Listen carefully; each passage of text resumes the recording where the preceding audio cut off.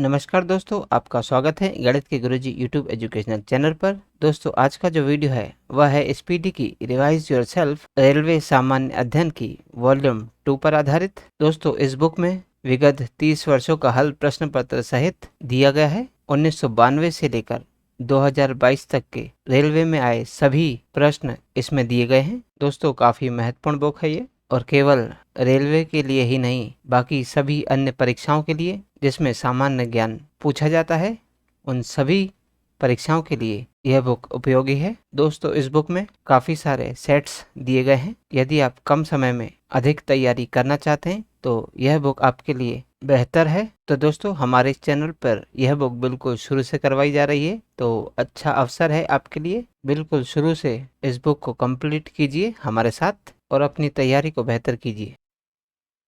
तो दोस्तों, आज हम करेंगे स्पीडी की रिवाइज योरसेल्फ प्रश्न संख्या 82, यानी कि सेट नंबर 82। तो चलिए दोस्तों, फिर शुरू करते हैं। पहला प्रश्न है, ध्रुवीय क्षेत्र में चलने वाली बर्फ की आंधी को क्या कहते हैं? दोस्तों, ध्रुवीय क्षेत्र में चलने वाली बर्फ की आंधी को ब्लिज़र्ड कहते हैं। अगला प्रश्न, प्रश्न नंबर 2, कोलाला नामक जानवर कहाँ पाया जाता है? दोस्तों, कोलाला नामक जानवर ऑस्ट्रेलिया में पाया जाता है। अगला प्रश्न, प्रश्न नंबर 3, मनुष्यों ने सर्वप्रथम किस धातु का प्रयोग किया? दोस्तों, मनुष्यों ने सर्वप्रथम तांबे धातु का प्रयोग किया। अगला प्रश्न, प्रश्न नंबर 4, एंडीज पर्वतमाला की सबसे ऊंची चोटी कौन सी है? दोस्तों, एंडीज पर्वतमाला की सबसे ऊंची चोटी है एकांकगुआ। अगला प्रश्न, प्रश्न नंबर 5, ताजमहल को बनाने वाला वास्तुकार का नाम क्या था? दोस्तों, ताजमहल को बनाने वाला वास्तुकार का नाम था उस्ताद अब्दुल हमीद लाहौरी। अगला प्रश्न, प्रश्न नंबर 6, करो या मरो का नारा किसने दिया था? दोस्तों, करो या मरो का नारा महात्मा गांधी जी ने दिया था। अगला प्रश्न, प्रश्न नंबर 7, विश्व का सबसे बड़ा महाद्वीप कौन है? दोस्तों, विश्व का सबसे बड़ा महाद्वीप एशिया महाद्वीप है। अगला प्रश्न, प्रश्न नंबर 8, भारत के स्वतंत्रता प्राप्ति के समय ब्रिटेन का प्रधानमंत्री कौन था? दोस्तों, भारत के स्वतंत्रता प्राप्ति के समय ब्रिटेन का प्रधानमंत्री था क्लेमेंट एटली। अगला प्रश्न, प्रश्न नंबर 9, जमशेदपुर किस नदी के तट पर स्थित है? दोस्तों, जमशेदपुर स्वर्णरेखा नदी के तट पर स्थित है। अगला प्रश्न, प्रश्न नंबर 10, राष्ट्रीय साक्षरता दिवस किस तिथि को मनाया जाता है? दोस्तों, राष्ट्रीय साक्षरता दिवस 8 सितंबर को मनाया जाता है। अगला प्रश्न, प्रश्न नंबर 11, महात्मा गांधी को राष्ट्रपिता की उपाधि किसने दी थी? दोस्तों, महात्मा गांधी को राष्ट्रपिता की उपाधि सुभाष चंद्र बोस जी ने दी थी। अगला प्रश्न, प्रश्न नंबर 12, फतेहपुर सीकरी नगर को बनाने वाला वास्तुकार कौन था? दोस्तों, फतेहपुर सीकरी नगर को बनाने वाला वास्तुकार था बहाउद्दीन। अगला प्रश्न, प्रश्न नंबर 13, देश की प्रथम महिला आईपीएस कौन थी? दोस्तों, देश की प्रथम महिला आईपीएस थी किरण बेदी। अगला प्रश्न, प्रश्न नंबर 14, भारतीय सर्वोच्च न्यायालय के जजों की सेवानिवृत्ति की आयु सीमा कितनी है?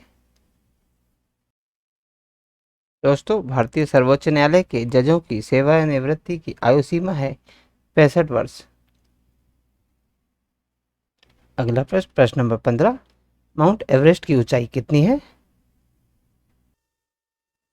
दोस्तों, माउंट एवरेस्ट की ऊंचाई 8,850 मीटर है। अगला प्रश्न, प्रश्न नंबर 16, राजेंद्र प्रसाद को देश रत्न की उपाधि किसने प्रदान की? दोस्तों, राजेंद्र प्रसाद को देश रत्न की उपाधि महात्मा गांधी जी ने प्रदान की थी। अगला प्रश्न, प्रश्न नंबर 17, रासायनिक यौगिक का सबसे छोटा संभाव्य यूनिट क्या है? दोस्तों, रासायनिक यौगिक का सबसे छोटा संभाव्य यूनिट है अणु। अगला प्रश्न, प्रश्न नंबर 18, राज्यसभा की मीटिंग का संचालन कौन करता है? दोस्तों, राज्यसभा की मीटिंग का संचालन उपराष्ट्रपति करता है। अगला प्रश्न, प्रश्न नंबर 19, भारत का लौह पुरुष किसे कहा जाता है? दोस्तों, भारत का लौह पुरुष सरदार वल्लभ भाई पटेल को कहा जाता है। अगला प्रश्न, प्रश्न नंबर 20, किस राज्य में सर्वप्रथम निर्दलीय मुख्यमंत्री का चयन हुआ? दोस्तों, ओडिशा राज्य में सर्वप्रथम निर्दलीय मुख्यमंत्री का चयन हुआ था। अगला प्रश्न, प्रश्न नंबर 21, महात्मा गांधी की हत्या नाथूराम गोडसे ने किस वर्ष की थी? दोस्तों, महात्मा गांधी की हत्या नाथूराम गोडसे ने 30 जनवरी 1948 को की थी। अगला प्रश्न, प्रश्न नंबर 22, सबसे पुरानी जैन लिपि को क्या कहा जाता है? दोस्तों, सबसे पुरानी जैन लिपि को 12 अंग कहा जाता है।